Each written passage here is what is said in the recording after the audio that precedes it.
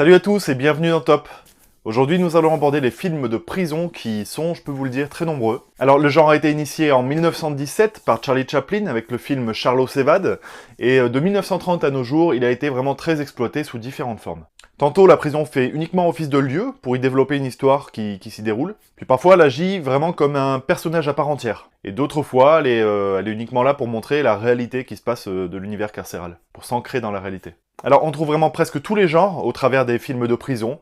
Il y a de la SF, du fantastique, on a de l'action, on a des films dramatiques, et parfois même des films d'horreur. Alors, on trouve des grands classiques, des films de prison qui ont traversé les époques, comme notamment le film Le Trou, qui a été fait en 1960, un film français, La Grande Évasion, Papillon, Midnight Express, ou encore L'Évadé d'Alcatraz, avec Clint Eastwood. Bref, des films qui traversent le temps, qui se regardent bien. La plupart sont des bons films, sauf peut-être Midnight Express, justement, qui a très mal vieilli et qui est un film raciste et très caricatural, il faut le dire. Mais ils ne sont pas ceux que je regarde avec plaisir et qui sont pour moi les meilleurs films de prison. Donc encore une fois, je vais vous proposer un top 15 qui m'est propre. Allez, on commence tout de suite avec le classement, c'est parti. En numéro 15, je vous propose le film The Incident, un film français dans lequel on voit trois musiciens qui travaillent en fait dans un hôpital psychiatrique, qui travaillent dans la cuisine, donc qui donnent à manger aux personnes qui sont incarcérées.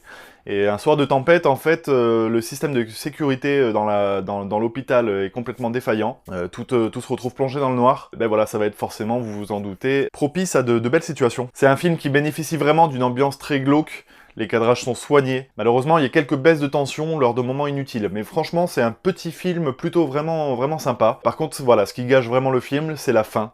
La fin qui est bâclée. Voilà, on comprend les intentions du réalisateur, mais malheureusement, ce n'est pas du tout assez lisible. C'est quand même un petit film sympa que je vous recommande. En 14e position, le film Animal Factory. Alors la grande force de ce film est son casting, puisqu'on peut retrouver Edward Furlong, et également Willem Dafoe, je sais pas du tout comment ça se prononce, et c'est un acteur que vous connaissez forcément. Sinon, le film est malheureusement un petit peu trop linéaire, et le scénario contient pas vraiment de richesse au niveau des personnages, au niveau des intrigues, etc. Mais c'est quand même un film très immersif au niveau de la prison, et voilà, c'est assez prenant, on passe un beau moment devant, il y a quand même une intrigue, donc je vous le conseille. En 13e position, le film Léonera. C'est un film argentin, cette fois, qui nous propose l'incarcération d'une femme en prison. Une femme qui donc est enceinte au moment où elle se fait arrêter, qui va devoir élever son enfant en prison jusqu'à l'âge de 4 ans. Suite à quoi, l'enfant est placé dans une famille, ou alors dans la famille de la femme incarcérée en question. C'est un film vraiment intéressant, c'est assez poignant. Alors c'est une vision de la prison qu'on n'a pas souvent vue, puisqu'on a l'impression d'assister, d'être dans une crèche un petit peu. Mais voilà, c'est quand même... c'est un film qui permet de constater à quel point les femmes peuvent s'unir et peuvent être fortes quand ça concerne la maternité. Le film joue énormément sur la notion de bien et de mal. Voilà, c'est très tendancieux du début à la fin. On a du mal à prendre parti, et c'est ce qui est intéressant, c'est que ça fait réfléchir. Le film est par contre très lent dans sa réalisation, dans sa façon de montrer les choses. Il s'attarde à montrer les scènes qui peuvent paraître parfois anecdotiques. Là vraiment il prend le temps, et quelque part ça nous embarque dans un rythme assez particulier. Le film en lui-même est particulier, mais vraiment c'est assez poignant, donc je vous le conseille. En 12e position, le film Cellule 211, un film espagnol cette fois, dans lequel on retrouve un futur gardien de prison qui doit commencer à travailler le lendemain, qui se retrouve malgré lui dans cette prison pour visiter les locaux, et qui se retrouve donc embarqué en fait à être obligé de jouer le prisonnier. Il va être pris au piège en fait de la prison parce qu'il s'y passe quelque chose, et donc il se retrouve au milieu de tous ces prisonniers en pleine émeute en fait. Donc voilà, c'est un petit peu un jeu du chat et de la souris, où le prisonnier doit se faire passer, doit être crédible, sinon il risque forcément sa vie. Tout ou presque tient sur le fait justement de savoir si le gars va se faire démasquer ou non. Mais malgré tout, c'est quand même assez intéressant, c'est assez trépidant, et surtout, vraiment, ce qui sauve le film, c'est sa notion de drame, qui survient à plusieurs reprises, et qui vraiment nous rend le film très poignant, assez dur. Voilà, parce que c'est dommage, il y a vraiment les personnages secondaires qui sont plutôt caricaturaux, malheureusement, qui sont pas très intéressants. Donc je vous dis, heureusement, l'ambiance est bonne, surtout la deuxième partie du film, en fait, la deuxième moitié. Mais vraiment, voilà, c'est quand même assez prenant, on a envie de savoir ce qui va en advenir, comment il va s'en sortir, etc. Donc Cellule 211, je vous le recommande également.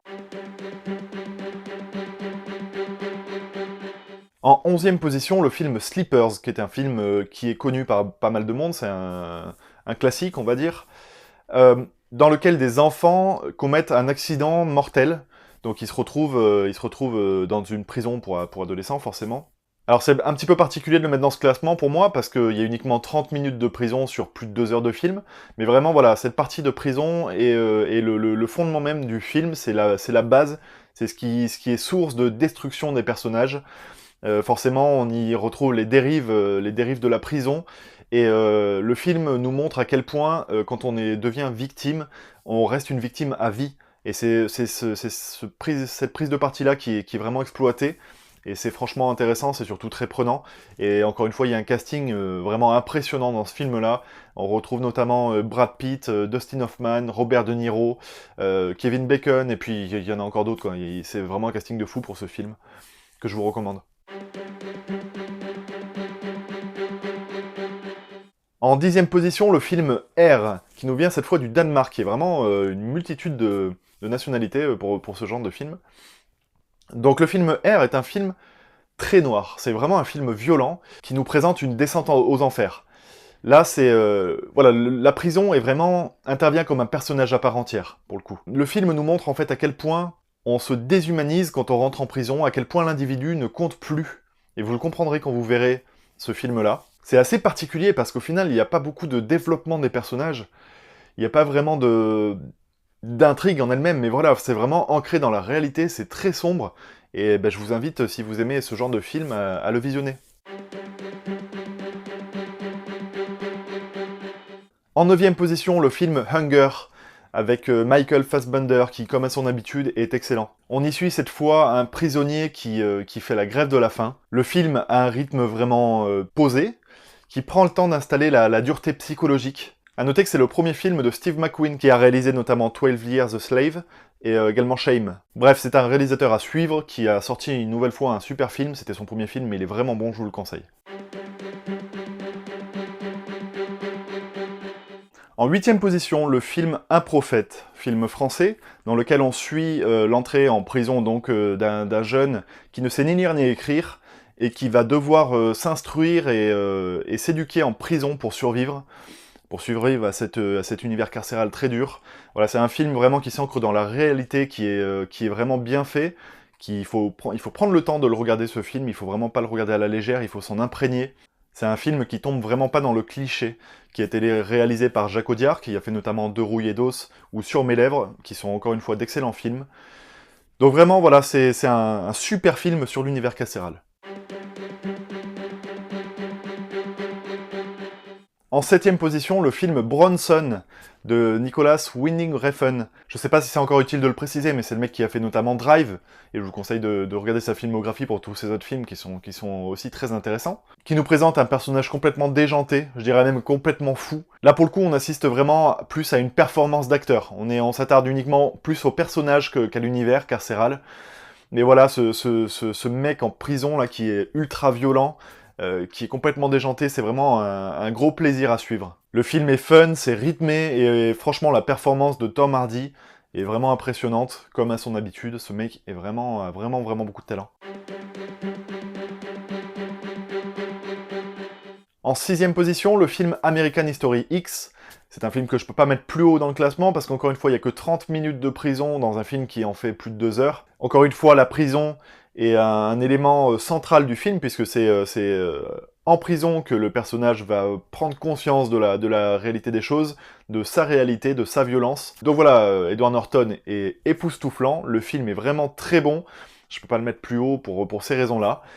Mais c'est un film, si vous ne l'avez pas encore vu, franchement c'est un grand classique, donc si vous l'avez pas vu, mais vraiment allez le voir, c'est un film qui traite du racisme, qui est vraiment bien fait, et qui est vraiment devenu culte avec le temps.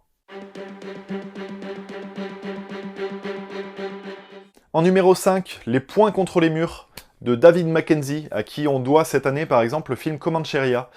Donc ce mec-là a une filmographie vraiment très riche, il faut s'y intéresser à ce réalisateur. C'est vraiment, il fait des super films.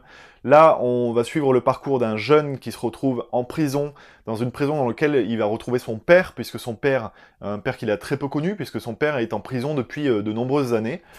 Donc vous vous doutez bien que les deux ne se connaissent pas vraiment, qu'il va y avoir un espèce de jeu de domination, un jeu très psychologique. Et c'est ce qui manquait vraiment dans tous les films que je vous ai donnés jusqu'à maintenant. L'aspect psychologie en prison n'a vraiment pas été abordé dans la finesse. Et là, c'est le cas avec ce film-là. C'est vraiment le point central de ce film, c'est la psychologie des personnages. Il y a une relation entre les hommes qui est vraiment très riche, très intéressante.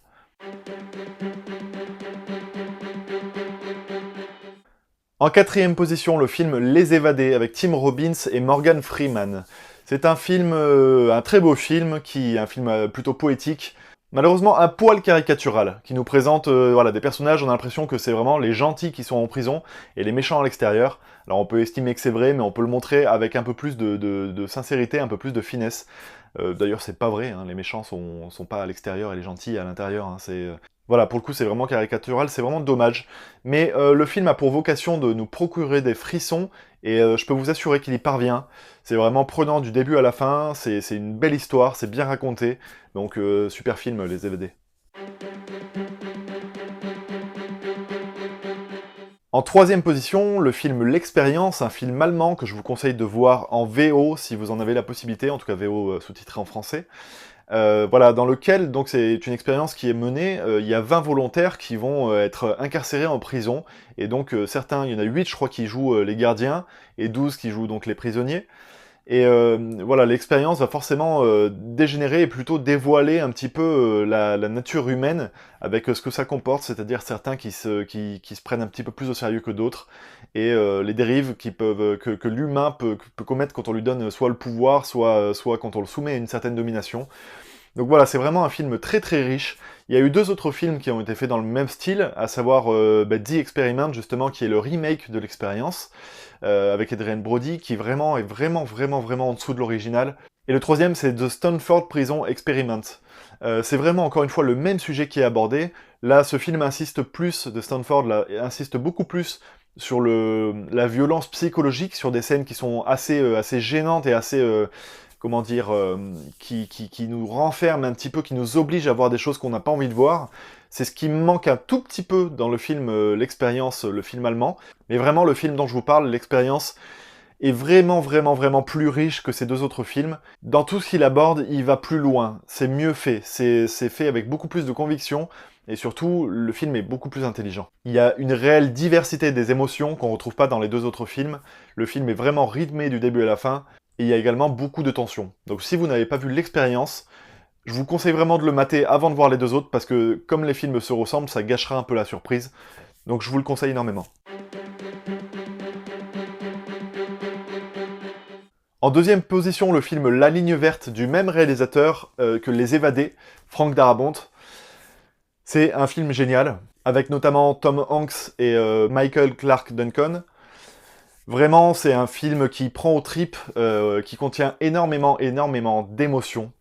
Je pense que vous y serez tous sensibles, c'est un grand classique, alors je pense que beaucoup d'entre vous l'ont vu, mais si vous l'avez pas vu, vraiment, jetez-vous dessus, parce que c'est un film magnifique. C'est un film qui a été tiré d'un roman de Stephen King, donc vous vous doutez qu'il va y avoir du fantastique là-dedans. Je vous en dis pas plus. Allez voir ce film sans en savoir plus. C'est vraiment ce qui va être bon pour vous, c'est de découvrir voilà, cet univers. Je vous le conseille plus que fortement. Et enfin, le numéro 1 du classement, le film Dog Pound de Kim Chapiron, un réalisateur français, dans lequel donc on voit des jeunes, ce sont des mineurs cette fois qui sont incarcérés. Ce qui est fou dans ce film, c'est que certains acteurs que vous voyez sont des réels détenus. Et ça se ressent vraiment, on ressent une ambiance assez pesante, et les gars, on se dit putain mais qu'est-ce qu'ils jouent bien. Et pour cause, voilà, il y en a qui ne jouent pas, puisqu'ils sont ce qu'ils ont l'impression d'être, en tout cas quand ils sont en prison. Les acteurs sont vraiment charismatiques, les gardiens de prison sont intéressants, plutôt intéressants en tout cas, et vraiment voilà, c'est un film qui est vraiment réussi. C'est personnellement, quand on me demande un film de prison, c'est celui-là que j'ai en tête, celui-là que je donne en référence. Ce film nous montre vraiment un paradoxe entre l'innocence de l'adolescence et la violence animale auquel ils prétendent parfois. On prend d'autant plus conscience que ce sont des gamins quand il survient un drame, parce que sinon ils se comportent en fait vraiment comme des adultes qui sont déjà complètement perdus, quoi. Mais voilà, ce paradoxe est vraiment cruel et vraiment intéressant. C'est un film qui est d'une efficacité redoutable. Donc Dogpound, pour moi, c'était un vrai coup de cœur, et je vous le recommande à tous pour ceux qui ne l'ont pas encore vu. Voilà, j'en ai fini avec ce top 15, j'espère que ça vous a plu. Si c'est le cas, n'hésitez surtout pas à laisser un petit like, ou à vous abonner si c'est pas encore fait. Je vous invite également à aller visiter ma chaîne pour voir un petit peu les différents contenus qui s'y trouvent. Et en attendant, je vous dis prenez soin de vous, et à bientôt. Ciao ciao!